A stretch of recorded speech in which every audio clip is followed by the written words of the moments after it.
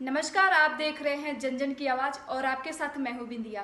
आज हम बात करने वाले हैं बिहार के मुख्यमंत्री नीतीश कुमार के बारे में, क्योंकि वो काफ़ी सुर्खियों में आ रहे हैं आजकल। और क्या सच में नीतीश कुमार अपनी पाला बदलने वाले हैं? तो चलिए जानते हैं विस्तार से। बिहार के मुख्यमंत्री नीतीश कुमार राजनीति में अक्सर अपने कई कार्यों को लेकर सुर्खियों में रहते हैं, लेकिन इन दिनों बिहार के सियासी गलियारों में जो चर्चा चल रही है वो यह है कि नीतीश कुमार फिर से पाला बदलने के मूड में हैं। दरअसल बीते दिनों कुछ दिनों से बिहार की सियासत में जो राजनीति हालात बन रहे हैं वो कई अटकलें को जन्म दे रहे हैं।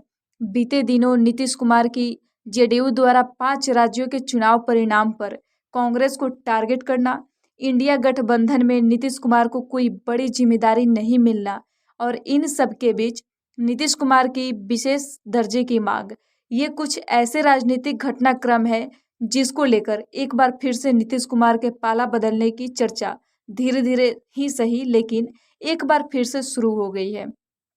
दरअसल आगामी 10 दिसंबर को पूर्वी क्षेत्रीय परिषद की बैठक में केंद्रीय गृह मंत्री अमित शाह को और बिहार के मुख्यमंत्री नीतीश कुमार महीनों बाद एक बैठक के दौरान एक दूसरे के आमने सामने होंगे।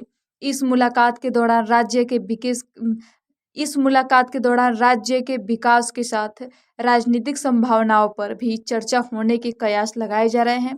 बिहार में इन दिनों चल रही सियासी कयासबाजियों के बीच यह जानना भी जरूरी है कि नीतीश कुमार इससे पहले भी पाला बदलने के लिए जाने जाते रहे। नीतीश कुमार ने अपने राजनीतिक जीवन में अलग अलग परिस्थितियों के अनुसार पाला बदलते रहे हैं। आइए जानते हैं नीतीश कुमार ने अपने राजनीतिक यात्रा में कब कब अपना पाला बदला है। सबसे पहले वर्ष 1994 में नीतीश कुमार ने अपने पुराने सहयोगी लालू प्रसाद यादव के साथ छोड़ दिया था।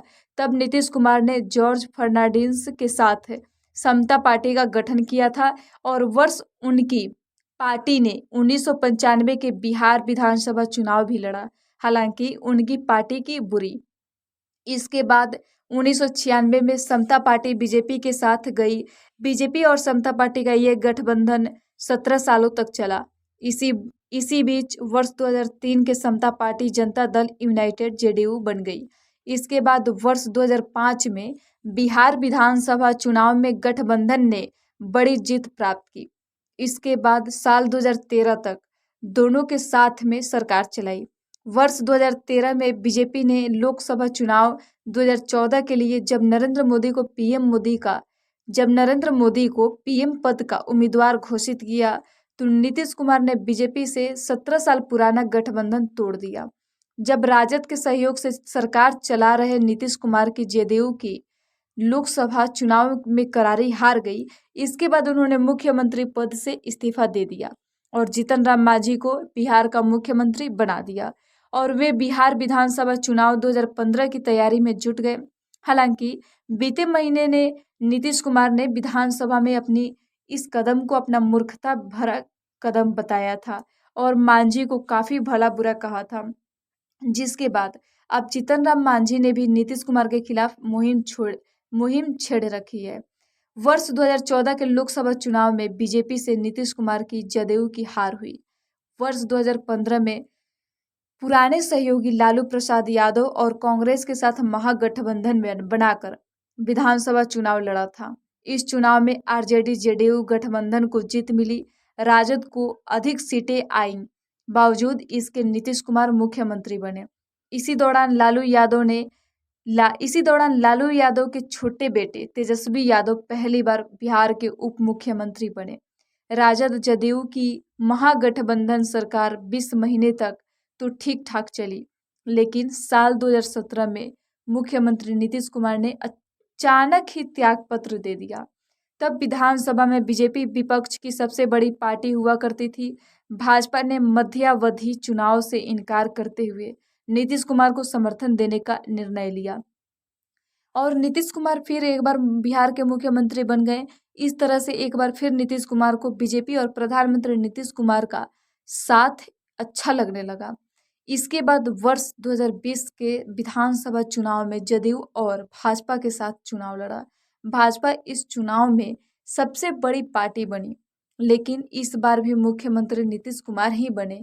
हालांकि वैचारिक आधार पर एक दूसरे से दूरी होने की बात कहते हुए नीतीश कुमार ने वर्ष 2022 में फिर पाला बदल लिया और भाजपा का साथ छोड़ राजद के साथ नई सरकार बना ली।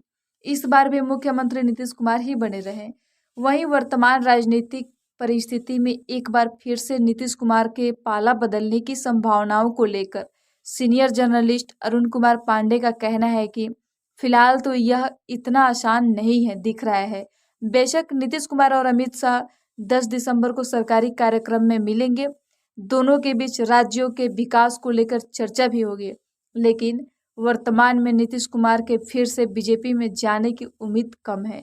अरुण कुमार पांडे ने कहा कि 10 दिसंबर को होने वाली पूर्वी क्षेत्रीय परिषद की बैठक में नीतीश कुमार के अलावा पश्चिम बंगाल की सीएम ममता बनर्जी और झारखंड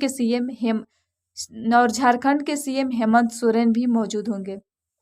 इस दौरान राज्यों के विकास पर मुख्य रूप से चर्चा होगी, लेकिन जब राजनेता मिलते हैं तब राजनीतिक मुद्दों और संभावनाओं पर भी चर्चा से इनकार नहीं किया जा सकता है।